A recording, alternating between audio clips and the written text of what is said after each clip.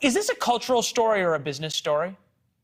It's both, and that's sort of the change that's happened for a lot of people in business, is that they have these employees, and especially younger employees. And if you report, as Leland, I'm sure you've heard from people at these companies, it's a lot of younger employees that believe they need to have this activist mentality as a business, because as a business, it's bad for business. So the theory goes to associate with bad ideas or bad people. And when you expand the definition of what constitutes bad ideas or bad people, so all of these issues that used to be mainstream just 5 years ago, you're creating a situation that, like, if you're in that bubble, you start to lose sight of what's actually bad for business outside of that bubble. And I think that's sort of what's going on here. But hold on, but do we have the argument goes, right, that Disney is going to alienate so many traditional American families by including all of these characters and changing their greetings and on and on and on, that they're already plummeting stock prices going to go down even more. They're the worst performing Dow stock over the past year.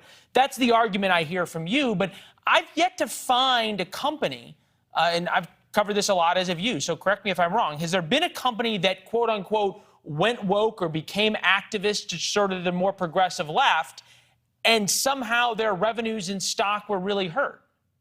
No, I think it's a really good question. I would point to the NFL, especially in the aftermath of Kaepernick. Their ratings did take a hit, and they did believe that that was because of sort of the politics. And I think you can say the same thing of ESPN, but it does not happen across the board. There's no question about it. And when you have a company like Disney that is that powerful and is that beloved, you can see how they would easily sort of weather the storm. And I think that's part of the calculus that they make, is they say, listen, we're Disney. If we need to take this step to keep the activists inside the company and out of the company happy, to avoid negative PR from really powerful media companies, then it makes sense. The business decision sort of checks out.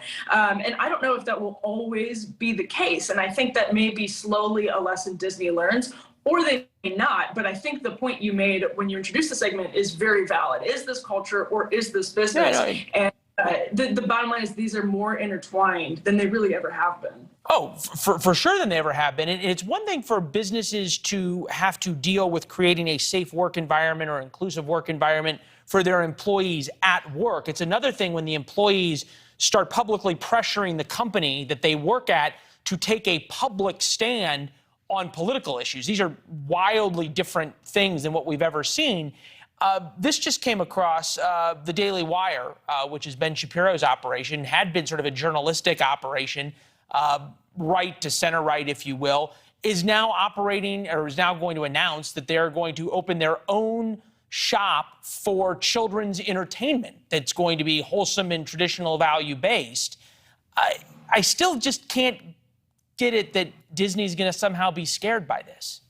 No, and I absolutely don't think, especially Disney, is going to be. And remember, the Daily Wire also snatched Gina Carano after Disney fired her from The Mandalorian over a political Facebook post or meme that she had posted. I've done a ton of reporting specifically on the Daily Wire. It is very much their goal to create these alternatives that strike fear in the heart of the mainstream institutions. And you can maybe understand how that happens in Hollywood, where they're struggling economically on an incredible level because of the rise of streamers and everything.